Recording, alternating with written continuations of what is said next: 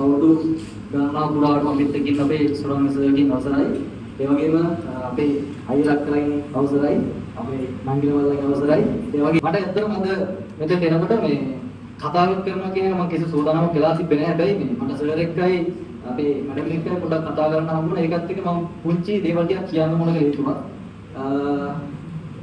මම කැම්පස් එකට 2016 අග වගේ වෙනකොට ආවේ නිකන් බස් එකෙන් බැලලා පෙප්පචිත් එකකින් අර හීන ගොඩක් එක්ක ආපු පොඩි පොල්ලේ හඳගෙනකොට මම ඒ හීනත් එක්කම කැම්පස් එකට ඇවිල්ලා තියෙනවා මේ මට පොඩි කාලේ තිබ්බ ප්‍රශ්නයක් තමයි කියන්නේ මම කවුද කියනවා වගේ එකක් මට තිබ්බ හැමදාම නිකන් මම කවුද කියන එක බලා ගන්න කියන එක තියෙනවා. මට ඒක කොහොමද කරන්නේ කියලා තේරුන්නේ නැහැ පුංචි කාලේ. හැබැයි මේ අපි ඒ ලෙවල් ලයිෆ් එකේ ඒ ලෙවල් වලට කොටු වෙලා ඉතින් එහාට නිදහස් පුද්ගලෙක් විදිහට තමයි සරසවිට වාලේ ඉන්නේ. එතකොට මාත් ඒ විදිහට ආවේ. එතකොට අපිට අර ලයිෆ් එකේ තියෙන ඩ්‍රීම්ස් කියන දේ. එතකොට අපිට ඩ්‍රීම්ස් කියන එකයි රියැලිටි කියන එකයි අතර දෙක වෙනස තේරුම් ගන්න සමහරවිට අමාරු වෙනවා. ඒක මම දකින්නේ හයික් එකක් ඇතුලේ අපි අවසානට කන්දක් උඩට නැගලා ඒ දකින්න දේ තමයි අපි දැකපු ඩ්‍රීම් එක.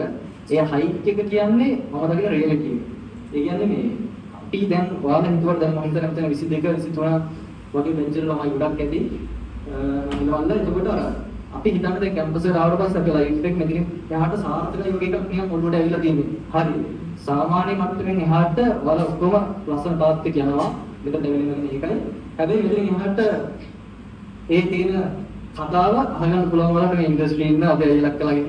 එතකොට මේ අපි කැම්පස් එකට අවුරුදු 4ක් විතර වෙනවා. එතකොට ඔය අවුරුදු 4 ඇතුලේ අපි යන පාස්කේ තෝරගත්තා. එතනින් එහාට ලයිෆ් එක ඇතුලේ මෝඩ් දෙන්න තියෙන දේවල් ඔක්කොම වගේ හයික් එකකට එක්ස්පීරියන්ස් ගන්න පුළුවන්. ඒ කියන්නේ ඒක අපිට අපි හයිකින් එකක් යන්නේ සමහරවිට නිකන් විනෝදාංශයක් විතරක් කියන්න පුළුවන්. හැබැයි මම දැකපු විදිහට හයික් එකක් කියන්නේ අපේ ලයිෆ් එක. ඒ කියන්නේ අපි කන්දක් නගිනවා කියලා මොකක්ද ටාගට් එකක් තියාගත්තා කියන්නේ අපේ ඩ්‍රීම් එක අපි එතන තියාගත්තා. හැබැයි අපිට හයික් එකක් කියනකොට එතනින් එහාට මූණ දෙන්න වෙන දේවල් ඒක තමයි ලයිෆ් එක අපිට හැමදාම මූණ දෙන්න තියෙන්නේ. ඉතින් ඒ ඩ්‍රීම් එක ඇචීව් කරගන්න යන ගමන ලේසි නෑ කොහොමද? ඒක ඇතුලේ මේක ඇතුලේ ලොකු කන්ට්‍රෝලයක් වලට ගන්න පුළුවන්. ඒක මට හම්බුනේ මේ ක්ලබ් එකේ මම මගේ ෆ්‍රේම් එක ඇතුලේ මට අවශ්‍ය තැන් වලට ඇවිල්ලා තියෙනවා. ඒකට අපිට දේවල් සාර්ථක කරගන්න ළඟා කරගන්න අපිට අපේ විශ්වාසයක් තියෙනවා. ක්ලබ් එකක් ඇතුලේ සොසයිටි සෝන්ටරන් කැම්පස් එකේ තියෙනවා. හැබැයි මේ හයි ක්ලබ් එකේ තියෙන විශේෂත්ම දේ තමයි මේ ටීම් වර්ක් කියන එක සහ මේක ඇතුලේ තියෙන ඇඩ්වෙන්චර් කියන දේ. ඒ කියන්නේ මම දන්න දේ තමයි අවදානමක් නැති ජීවිත හරි අවදානමක්. ඒක පොඩ්ඩක් මතක තියාගන්න හොඳයි. මොකද අවදානම නැති ජීවිතයක් අපිට ලයිෆ් එකේදී මොන දෙන්න නැහැ. ඒ කියන්නේ අර ලස්සනට ගලාගෙන ෆ්ලෝ එකක් අපිට ඉස්සරහ මොන දෙන්නේ නැහැ.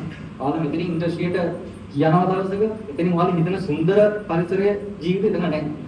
ඒක ඔයාලා ඇචීව් කර ගන්න ඕන. ඒක ඇතුලේදී අපිට අපි මගේ යනවා. ඒක හොඳට බලන්න මෙතන ඉන්නේ තාක්ෂණික විශ්වවිද්‍යාලය හොඳටම ඇකඩමික් පැත්ත හදාගෙන මෙතන තව ළමයි ටිකක් ඉන්නේ. ඒතර ඔයාලා මෙතනින් එහාට ගියාට පස්සේ ආගේ ලයිෆ් එකේ අපිට අපි මගේ යනවා. ඒක ඇත්තම කතාවක්. මොකද ඔයාලා ලොකු අකින්දම් පුද්ගලයන්ව හැබැයි මෙන්න මේක ඇතුලේ අපිට මතක් කරනවා අපි මේ ස්වභාව ධර්ම ඇතුලේ කොටස් කියලා. ඒක අපි ඉපදෙන්නේ ස්වභාව ධර්මත් එක්ක අපි මැරලා ඉන්න ස්වභාව ධර්මත් එක්ක. ඉතින් ඇයි අතර කරන කාලය තුලේ අපි එකෙන් ඈත් වෙන්නේ.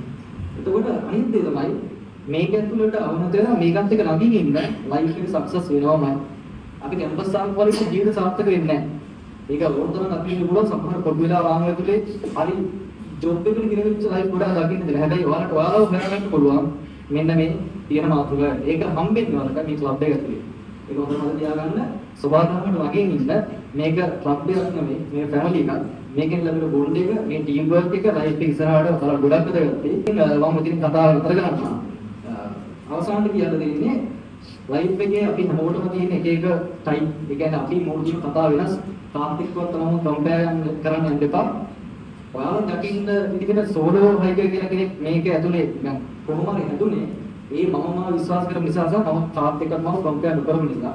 ඉතින් ඕක ඇතුලේ මුහුණ දෙන දේවල් අනන්තයි. හැබැයි අවුට්පුට් එක ලස්සනයි කියලා මම දන්නවා. ඒ නිසා ඔයාලට කියන්න තියෙන්නේ හැමෝටම තමන්ගේ කතාවක් ඇති.